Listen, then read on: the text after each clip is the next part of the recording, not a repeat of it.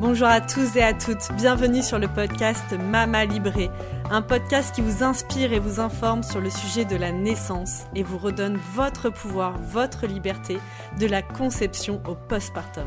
On parlera ici de naissance physiologique, de préparation à la naissance, d'allaitement, de conception et de postpartum. Si vous aimez ce podcast, n'hésitez pas à vous abonner, à partager sur vos réseaux sociaux et bien sûr, le top du top, à mettre 5 étoiles sur votre plateforme d'écoute. Bonjour Sandrine. Bonjour Anaïs. Dans cet épisode, on va parler du deuil périnatal, donc avec tout ce qu'on peut proposer comme connaissances supplémentaires, comme accompagnement, mais aussi la législation et puis aussi les différents protocoles médicaux finalement quand ça nous arrive, parce que souvent c'est pas quelque chose auquel on a pu se préparer. Du coup, selon la définition de l'OMS, qui est l'Organisation mondiale de la santé, la particularité du deuil périnatal réside dans le fait que la mort intervient à un instant qui était destiné à l'arrivée de la vie. Elle peut survenir en cours de grossesse, à la naissance ou durant les 7 premiers jours de vie. Donc dans le deuil périnatal, c'est donc le décès d'un fœtus, d'un embryon pendant la grossesse ou d'un bébé qui est né sans vie au terme de la grossesse. Dans le deuil périnatal, on peut englober les interruptions médicales de grossesse, ce qu'on appelle communément les fausses couches, c'est-à-dire les interruptions spontanées de grossesse. Juste dans les interruptions médicales de grossesse, c'est différent des interruptions volontaires de grossesse, IVG ? Oui. D'accord. Oui, parce du coup, que l'interruption médicale de grossesse, c'est quand il y a une malformation, par exemple, du bébé. D'accord. Tu vois, ou par exemple, pour certaines personnes, ça peut être à la découverte de la trisomie de leur bébé. Bien sûr. Ou pour eux, c'est vraiment pas possible d'accueillir un bébé trisomique. Et du coup, ils font le choix de cette IMG. Donc, l'interruption médicale de grossesse, c'est vraiment quand il y a un gros souci de développement de l'enfant, et en général c'est pas juste on décide d'interrompre la grossesse, c'est vraiment il y a tout un cursus qui est vécu par les parents avec une commission à l'hôpital pour vraiment déterminer si dans ce cas-là l'interruption médicale de grossesse peut être proposée. C'est pas juste je décide de mettre fin à la grossesse parce que je me sens pas forcément prête. Il y a vraiment un protocole médical et tout un chemin qui est vécu par les parents en lien avec l'hôpital et des commissions spécifiques à l'hôpital pour discuter de chaque cas en fait. Voilà, pour ce qui est la définition du deuil périnatal. Les interruptions volontaires de grossesse, on en parlera dans un autre épisode parce qu'effectivement ça marque l'arrêt d'une grossesse et c'est aussi un deuil à faire, mais je pense que ça peut être violent pour certaines personnes qui nous écouteraient. Bien sûr. D'associer l'interruption volontaire de grossesse soit l'avortement comme la grossesse qui s'est arrêtée spontanément ou l'interruption médicale de grossesse. Donc on en parlera plus longuement lors d'un prochain épisode. Et par rapport aux informations de loi, donc il y a eu plusieurs étapes différentes par rapport au deuil périnatal. Donc à partir de 1993, lorsqu'un enfant naissait sans vie, on établissait un acte d'enfant sans vie et il était inscrit dans le registre des décès sur la présentation d'un certificat d'accouchement par l'hôpital. À partir de juin 2009, on a eu la possibilité de donner un prénom à l'enfant qui est né sans vie. Il est donc inscrit à l'état civil et dans le livret de famille, même s'il s'agit d'un premier enfant. Ceci pour tout bébé décédé in utero, quel que soit le terme de son décès, dès lors que la grossesse avait dépassé la 15e semaine d'aménorrhée, soit la 14e semaine de grossesse, toujours sur présentation d'un certificat d'accouchement par la maternité. Et on pouvait lui donner un prénom, mais ce n'était pas obligatoire. Si les parents le souhaitaient, ils pouvaient lui donner un prénom et du coup l'inscrire dans le livret de famille. À partir de la 22e semaine de grossesse, c'est-à-dire la 24e semaine d'aménorrhée, si l'enfant naît vivant et décède, il y a une déclaration obligatoire à l'état civil dans les 3 jours. Et les actes de naissance et de décès sont établis et inscrits dans le livret de famille. Ça, c'est obligatoire. Oui. Ok. Et la dernière... comment on va dire ? Le dernier point qui est vraiment important, c'est qu'à partir du 26 novembre 2021, il y a eu une proposition de loi qui a été adoptée par le Parlement pour donner aussi à l'enfant né sans vie un nom de famille, que ce soit celui du père, celui de la mère, ou bien les 2 noms accolés. Bien sûr, ce n'est pas obligatoire, ce n'est que pour les parents qui le souhaitent. Et en fait, c'est une loi qui a été votée avec un effet immédiat. Voilà, donc il n'y a aucun effet juridique. En fait, c'est juste pour écarter tout éventuel effet en matière de filiation et de succession. Et le livret de famille peut être également complété à la demande des parents, même si l'enfant est décédé avant le 26 novembre 2021. Il y a un effet rétroactif. Oui. Ouais. C'est ça, ouais, ok. Et ensuite, concernant les jours de congé, pour le décès d'un enfant, il y a 5 jours de congé. Il y a eu une demande de rallonger ce congé à 12 jours en février 2020. Il y a eu un rejet de cette proposition de loi. Et pour l'instant, voilà, pour l'instant, ça en est là en fait. Donc pour l'instant, il y a vraiment 5 jours de congé. Et le délai de la proposition d'allonger ce congé à 3 semaines n'a pas été encore voté. D'accord, donc 3 semaines, ça serait pour le papa comme pour la maman. Oui. Ok, pour le couple. Ouais. Enfin, le papa, oui. Le couple parent. Oui, ouais. Ok.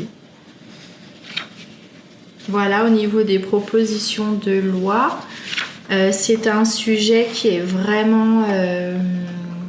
En fait, c'est vraiment toutes ces propositions de loi et tout ce qui a été évoqué, c'est vraiment pour avoir une reconnaissance symbolique de l'enfant qui naît sans vie, pour que celui-ci occupe une place entière dans la fratrie et la famille. Et ça, c'est super important parce que le deuil périnatal, c'est déjà quelque chose de très tabou, dont parfois on peut avoir du mal à en parler. Et là, c'est vraiment faire place en fait à cet enfant qui n'a pas existé officiellement aux yeux de tous, mais que le couple a quand même cheminé avec pendant les quelques mois de grossesse, et c'est vraiment pour lui donner une place en fait. Alors bien sûr c'est symbolique, mais c'est vraiment très important. Ouais, de vraiment travailler sur... lui donner une place, et puis aussi pouvoir entamer éventuellement un deuil. Pour faire ce chemin du deuil, il faut qu'il y ait cette notion de... que ça a vraiment existé, d'acceptation, et pour être en chemin d'acceptation, vraiment que ce soit quelque chose qui... C'est super important. C'est super important, et c'est fréquent, parce qu'en fait, il y a quand même une grossesse sur 4 qui n'aboutira pas. Ah, c'est énorme. Donc pas les chiffres. C'est énorme, ça fait quand même 10 à 15% de grossesses qui vont s'interrompre spontanément. Et ce, quel que soit le... Est-ce qu'il y a peut-être une incidence plus forte en début de grossesse ou Alors oui, oui, effectivement, parce que les grossesses en fait qui s'interrompent entre la 14e et la 22e semaine ne représentent que 1%. Ah oui, ok. La 14e semaine, ça fait à peu près 3 mois. D'accord, c'est que 1% là. Ouais, ça représente que 1%. D'après les chiffres que j'ai 1% sur combien trouvé. Il y a combien, tu disais, de à peu près 10 à 15%. Ouais. Donc ça veut dire que sur ces 10 à 15%, il n'y a que 1% qui sont avant les 3 mois. après les 3 mois. Ah, ok. Entre les 3 mois et les 22 semaines, tu vois, ça fait à peu près 5 mois, quoi. D'accord. Donc la majorité... La majorité des grossesses qui s'interrompent, c'est vraiment dans les débuts. Donc c'est vraiment le premier trimestre. Ouais, c'est ça. Ok. Oui. Donc c'est vraiment quelque chose qui n'est pas facile. Souvent en plus c'est délicat parce qu'on parle d'attendre le premier trimestre pour parler d'une grossesse et pour annoncer la grossesse. Et en fait, comment dire aux personnes qu'on a perdu un bébé alors qu'en fait ils n'étaient même pas au courant. Ouais. Tu vois, moi quand j'ai été enceinte, j'ai toujours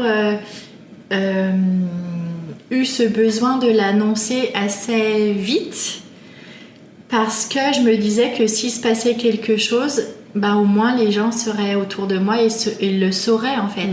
Et je me rappelle que pour ma première grossesse qui s'est interrompue spontanément, en fait, je me suis mise à saigner le week-end où je devais réunir mes parents, mes beaux-parents pour justement leur annoncer la grossesse. Et bien sûr, j'étais dans un état tel que j'ai pas pu les recevoir à la maison. Et en fait, mon mari les a appelés pour leur annoncer que j'étais en train de faire une fausse couche. Donc c'était quelque chose de très particulier parce qu'en fait, on devait leur annoncer une bonne nouvelle. Et en fait, on leur a annoncé que je faisais une fausse couche. Et c'était vraiment compliqué pour moi dans ma tête, tu vois. Et puis ensuite, c'est comment on peut parler de cet enfant qui n'a existé que tout au creux de soi quand les gens autour ne le savent pas, en fait. Oui, bien sûr. Oui, comment mettre des mots. Et en même temps, je pense que c'est peut-être quelque chose qui est propre à chacun dans le sens où...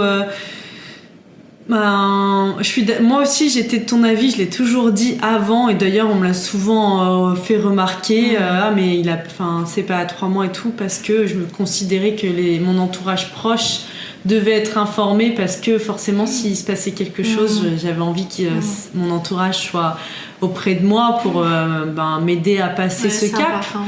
Et je pense qu'il y a aussi des personnes qui peuvent se dire finalement le fait que les autres ne le sachent pas, c'est peut-être moins confrontant et ça peut être moins douloureux aussi en plus de le traverser. Tu sais, parfois quand on vit un deuil, on vit quelque chose de difficile, les émotions des autres à gérer en plus, ça peut être aussi lourd et on n'a pas toujours envie, on se sent pas toujours dans cette capacité ou dans cette envie de... En plus de gérer, en plus de sa douleur et de sa tristesse, de gérer la douleur et la tristesse des autres. Ça peut être quelque chose qu'on n'a peut-être pas envie d'expérimenter. Oui, complètement. En tout cas, c'est vraiment à adapter. C'est vraiment à...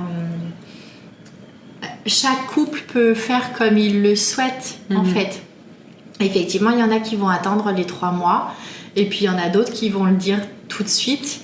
Et puis, c'est OK tant que c'est juste pour chacun. Bien sûr. En tout cas, moi, j'avais vraiment ressenti cette difficulté, tu vois, à leur annoncer que je venais de perdre un bébé.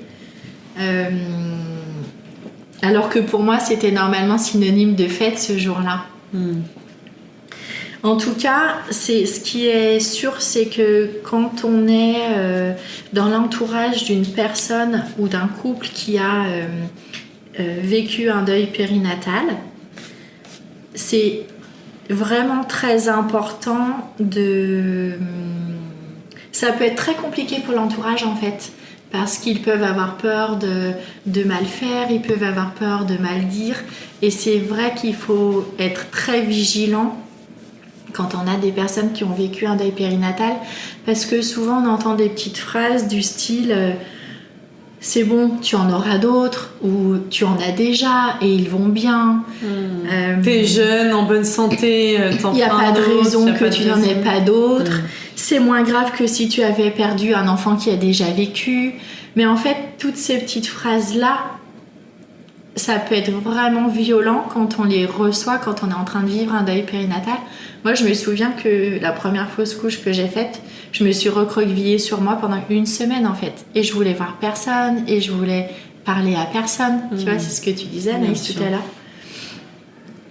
Et ça m'a aidé moi après pour mon chemin, que les autres sachent que j'ai fait une fausse couche. Mais sur ce moment-là, pendant une semaine, j'ai voulu voir personne, quoi. Mon mari emmenait notre fils chez la nounou, il allait le récupérer le soir.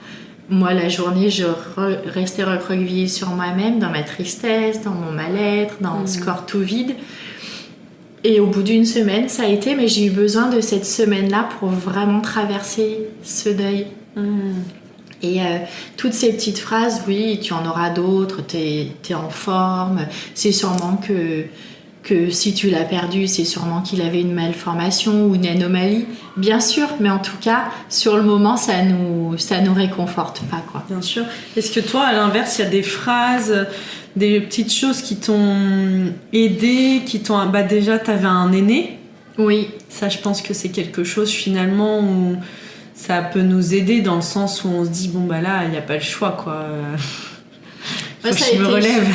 Ça a été super aidant, effectivement. Alors, c'était chouette parce qu'il allait chez la nounou, donc la journée, je me retrouvais avec moi, tu vois. Mais le soir, effectivement, il apportait de la vie, en fait, quand il arrivait à la maison, et forcément, j'étais obligée de m'en occuper. Mon mari était très présent, mais moi, je me faisais...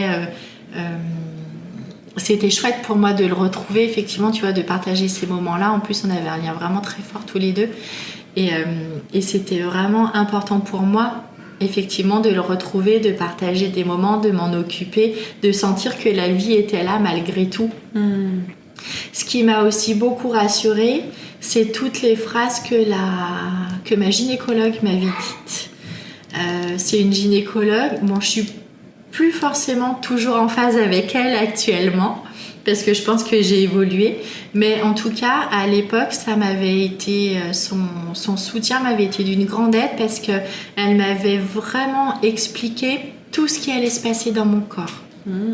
Tu vois, sur la durée des saignements, elle avait été très à l'écoute quand je l'avais appelée. Elle m'avait proposé de faire un examen dans l'après, pour vérifier que tout allait bien. Et en fait, tout ce qu'elle m'avait expliqué, par exemple sur les saignements, sur comment j'allais me sentir, c'était exactement ce qui s'est passé dans mon corps. Et ça m'avait vraiment beaucoup rassurée, en fait. Est-ce que les saignements, c'est comme après une naissance ? Est-ce qu'on saigne Alors, un petit temps ? Oui, moi j'ai saigné 8 jours, par exemple. Ah oui, quand même. Tu vois, ouais. Après, pour les naissances, j'ai saigné beaucoup, beaucoup plus longtemps. Donc pour moi, c'était beaucoup moins long, tu vois, au moment où ces grossesses se sont interrompues spontanément. Mais ouais, ça avait été quand même assez intense. Tu vois, les saignements avaient été quand même vraiment abondants. Ça m'avait beaucoup fatiguée. Et puis toute la fatigue émotionnelle, en fait. Bien sûr. Ouais. Émotionnelle et psychique, ce sentiment d'incompréhension, de me sentir peut-être coupable face au fait de ne pas avoir pu mener ma grossesse à terme. Ça, c'est vraiment aussi des choses que les parents peuvent vivre. Dans la culpabilité, du coup, il y a tout ce chemin un peu d'accueil. Est-ce que toi, tu t'étais fait accompagner ? Est-ce qu'il y avait ta gynécologue ? Il y avait d'autres personnes autour de toi qui ont été des personnes ressources pour traverser cette période de vie ou... Je pense ma maman qui était présente par des petits messages, tu crois ? Mais sinon, non. En plus, on venait d'arriver dans la région, donc j'étais pas très entourée. Enfin, tu vois, je connaissais vraiment personne à cette époque-là. Donc, hormis la nounou de notre aîné, et qui n'avait pas su à ce moment-là ce qui s'était passé, non. Non. Tu penses que tu aurais eu besoin de quoi ? Ah bah, j'aurais clairement pu avoir besoin d'un accompagnement avec une doula, tu vois, pour qu'elle puisse m'offrir cet espace d'écoute, qu'elle puisse m'accueillir dans qui j'étais, dans ces difficultés, dans cette tristesse. Bien sûr. D'avoir perdu mon bébé, dans ces difficultés de ressentir mon ventre tout vide, parce que pour le coup, je l'ai vraiment vécu. Enfin, le moment où j'ai perdu mon bébé, c'était vraiment... Ça s'est passé à la maison, mais c'était vraiment intense au niveau des contractions, au niveau des sensations dans mon corps. Et je l'ai vécu seule parce que mon mari s'occupait de notre fils aîné. Et du coup, ça a été difficile, je pense, pour moi. Donc si effectivement j'avais eu une doula auprès de moi, j'aurais pu pouvoir parler de tout ça. C'est pas forcément quelque chose que j'ai parlé par la suite, en fait. Et en plus, c'est intéressant vis-à-vis de ce qu'on disait tout à l'heure, là, que je disais, peut-être qu'il y a des parents qui font le choix de pas annoncer leur grossesse au premier trimestre pour pas porter la tristesse de l'autre. Je pense que quand un moment, même si on perd son bébé assez tardivement, se livrer complètement à son entourage en expliquant ce qu'on traverse, sa tristesse et tout, peut parfois ne pas être si évident, dans le sens où on voit bien que notre entourage, il est déjà affecté, que lui aussi le traverse, que ce soit nos parents, nos proches, nos amis. Donc du coup, il y a une certaine, je sais pas si une certaine retenue dans tout ce qu'on a envie, on aurait besoin de déposer, mais finalement, on dit, en plus de la tristesse que eux déjà traversent, de leur montrer à quel point on va mal, ça serait comme un poids en plus. Alors que justement, de se faire accompagner par une doula, quelqu'un qui est là sans cette charge émotionnelle. Oui, bien sûr. Parce que bien sûr qu'elle est là en tant qu'accompagnante, mais elle est à l'extérieur de la personne, de la vie familiale. Donc un peu comme un thérapeute. Quand en tant que thérapeute, on reçoit des choses très très lourdes de l'histoire de vie de la personne, on n'a pas cette charge émotionnelle, donc on est en capacité d'accueillir à 100% et d'être un peu ce pilier, un peu ce plateau sur lequel la personne, elle peut venir tout déposer, et nous on a la force pour tenir ça. De supporter et de tenir cet espace, c'est exactement ça. Et ça, je pense qu'on peut pas le trouver dans notre entourage, même dans nos amis, c'est pas toujours évident, parce qu'il y a l'affect. Il y a l'affect et puis il y a le tabou aussi, c'est quand même assez tabou comme phénomène encore, on n'ose pas en parler, on n'en parle pas, les gens à l'extérieur sont quand même parfois indélicats, c'est pas forcément, bien sûr c'est pas fait exprès, mais n'empêche que c'est une situation qui est aussi compliquée pour eux et du coup ils savent pas trop quoi dire, comment faire. Et effectivement, en tant que doula, on est aussi là pour porter cet espace et pour que le couple puisse se sentir en sécurité. Alors souvent, on a quand même un lien affectif qui nous... c'est pas souvent, on a forcément un lien affectif qui nous relie aux parents, mais en tout cas, on fait pas partie de la famille, on fait pas partie des amis, et c'est vrai que on a cette capacité à pouvoir accueillir leur tristesse, leur colère, leur honte peut-être aussi, sans pouvoir nous défaillir en face et tenir cet espace et leur proposer peut-être des petites choses qui pourraient les aider dans ce chemin-là et faire que ce soit moins confrontant pour eux. Oui, bien sûr. Dans ces choses-là dont tu parles, est-ce que tu peux nous donner des exemples, par exemple, de choses que tu proposes, toi, dans tes accompagnements, que tu peux proposer pour accompagner les personnes, les couples, à traverser cette épreuve? Alors, me concernant, c'est vrai que par rapport aux grossesses qui se sont interrompues spontanément pour moi, longtemps après, en fait, j'ai recueilli mon sang de lune et j'en ai fait des tableaux, notamment sur une des deux grossesses, parce qu'il y en a une qui m'a plus marquée que l'autre. La deuxième, c'est vrai que je l'ai vécue de façon un peu plus sereine et plus légère. La première, ça a vraiment été quelque chose de très impactant pour moi. Et effectivement, le fait de redessiner, de dessiner et de matérialiser cet enfant qui a été de passage dans mon corps à travers un dessin et fait avec mon sang de lune, ça a été quelque chose de très thérapeutique pour moi. Donc ça peut être quelque chose qui peut être proposé aux parents. Ça peut être aussi des petits rituels, tu vois, pour remercier le corps d'avoir porté cet enfant et aussi pour célébrer ce petit corps. Parce que quand ça se passe, au moment où ça se passe, on n'a pas forcément cette énergie, on n'est pas forcément dans ces pensées-là, en fait. Mais dans l'après-coup, ça peut être ça. Peut-être proposer un massage, tu vois, pour que la femme se réapproprie son corps. Par exemple, un rebozo, ça peut être un carrément.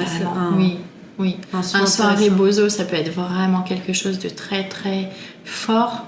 Alors peut-être pas forcément tout de suite, mais dans l'après, ça peut être très très important effectivement pour pouvoir laisser partir ce qui a besoin de partir de cette grossesse et ouvrir un nouveau chemin.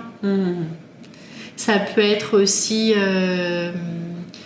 un petit rituel à faire en couple, tu vois, où je pourrais les aider, leur proposer, peut-être écrire une petite lettre à leur bébé, faire un mandala végétal, recueillir, s'ils ont pu recueillir le petit corps, peut-être l'enterrer et faire un petit rituel à un moment donné dans leur jardin.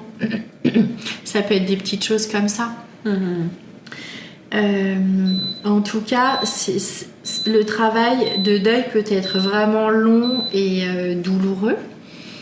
Et puis, selon les conditions de décès, aussi selon si les femmes ont fait cette grossesse interrompue spontanément, soit à la maison, soit à la maternité.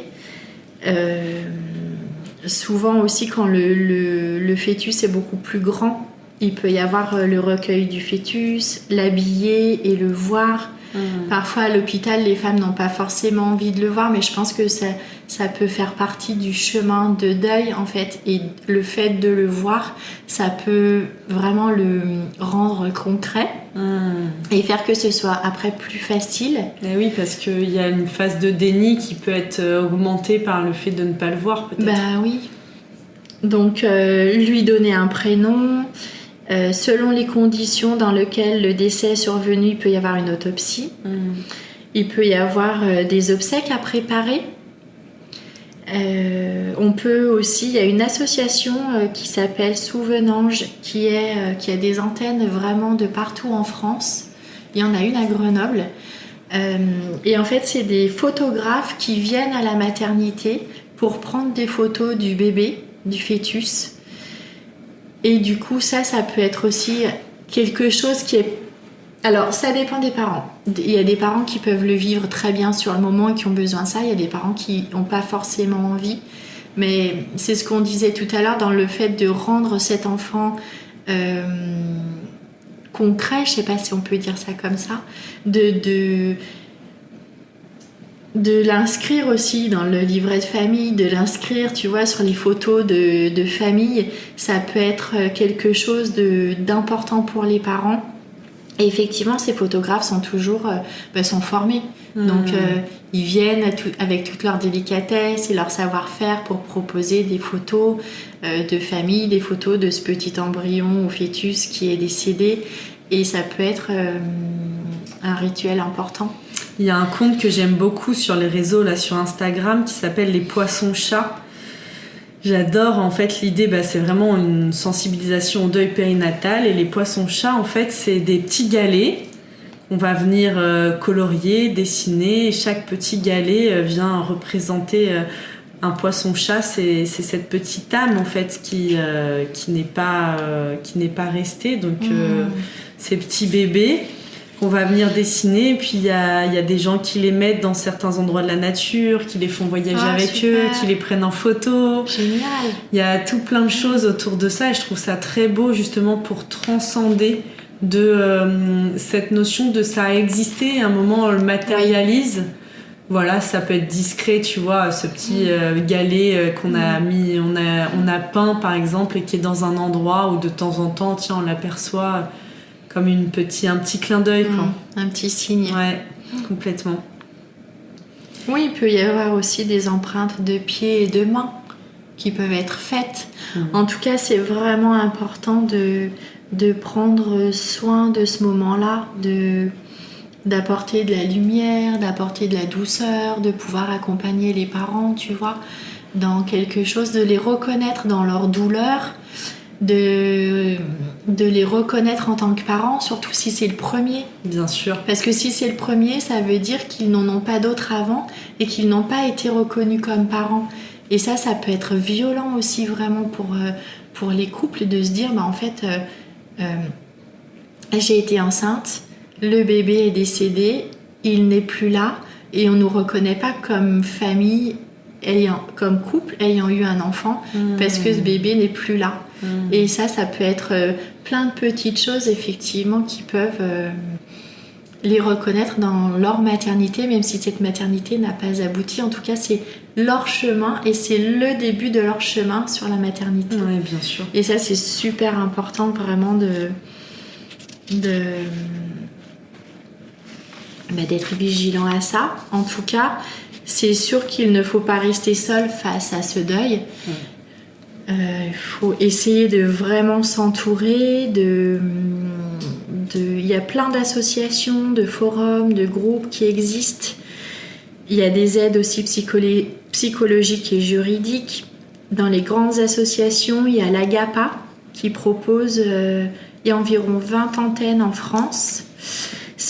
Ils proposent des groupes de parole, des cafés-rencontres, des accompagnements individuels.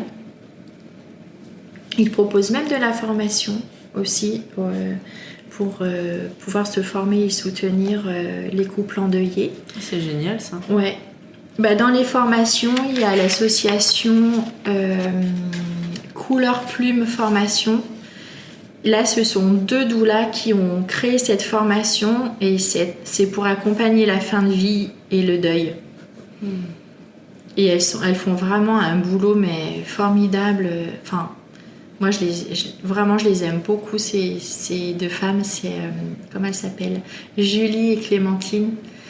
Et elles sont vraiment fabuleuses.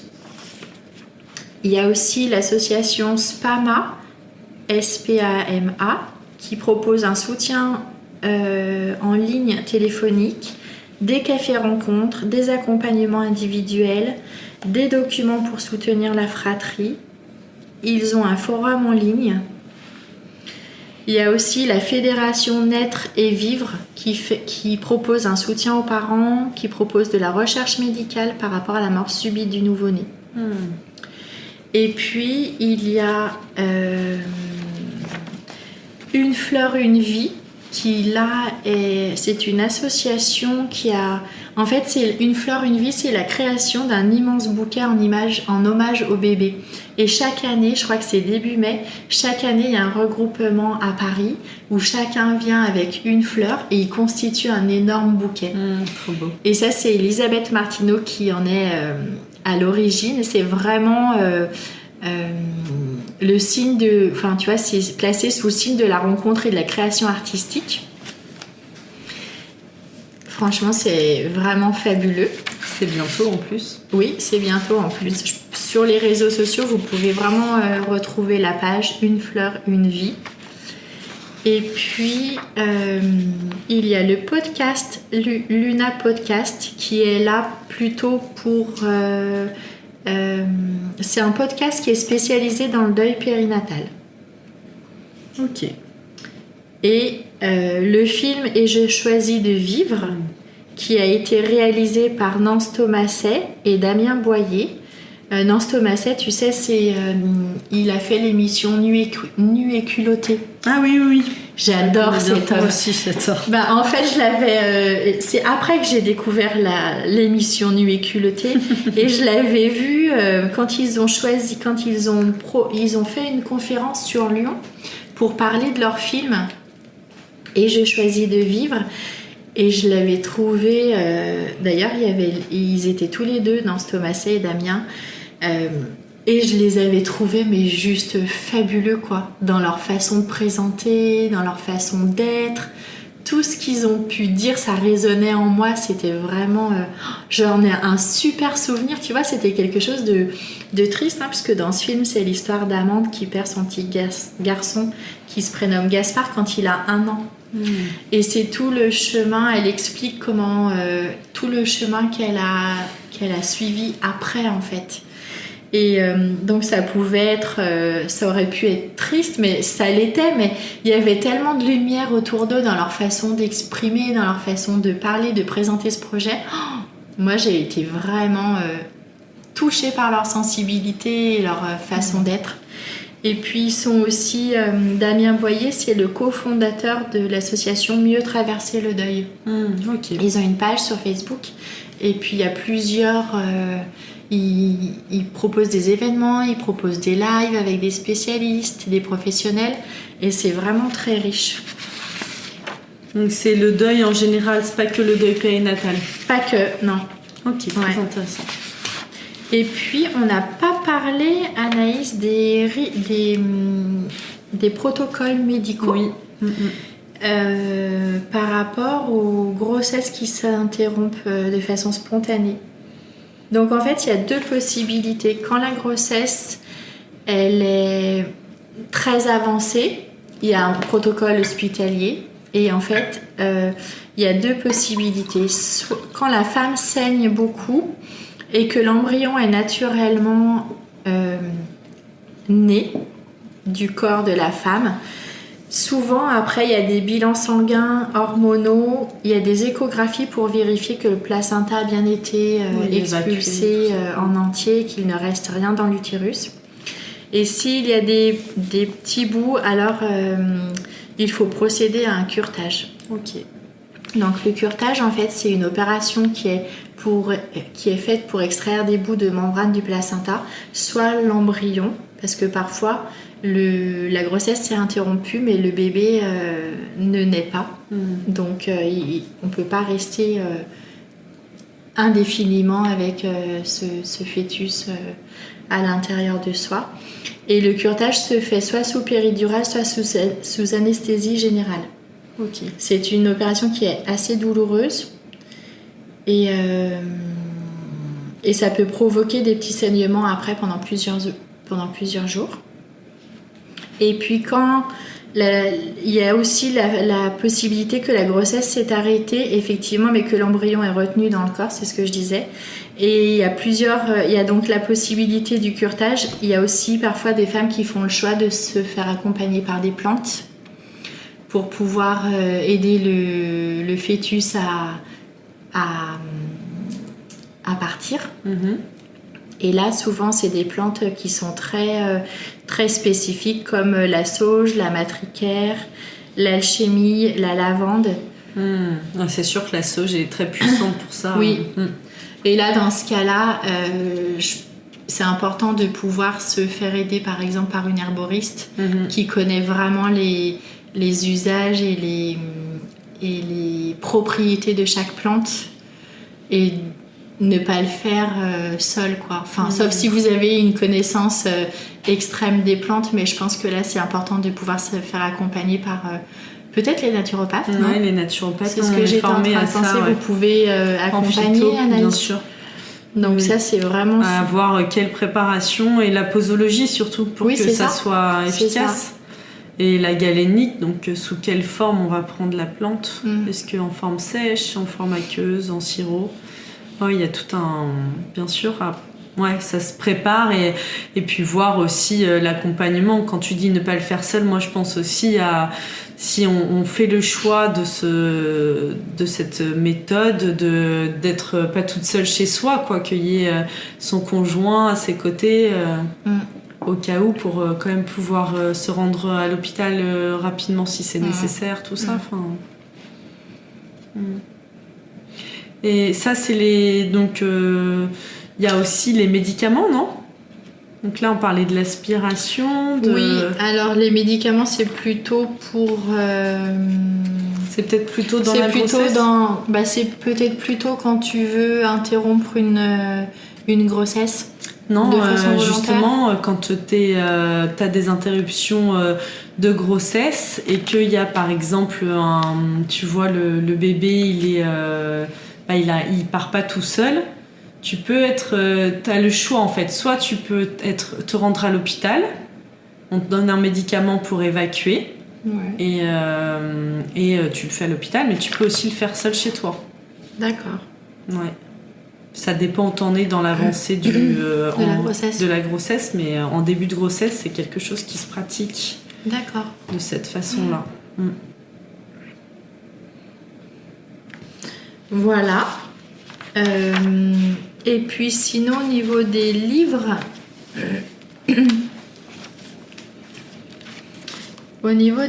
il y a un petit livre qui est super bien fait. C'est De Givre et de Plume aux éditions du Être, d'Edwige Planchin et Fabienne Cinquin, qui est sorti en 2016. Et en fait, c'est